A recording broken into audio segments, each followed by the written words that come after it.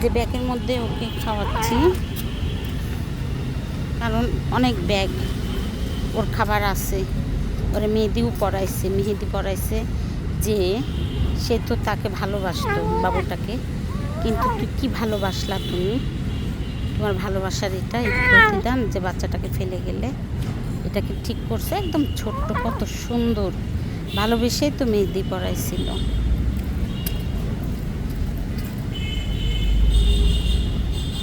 এটা মোটেও উচিত করলা না।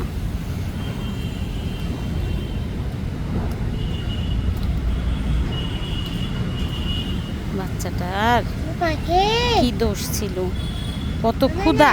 আরো মাংস দাও, আমরা ওরে কোলে তুলে নি। পাখিটা, বেবিটা আমার।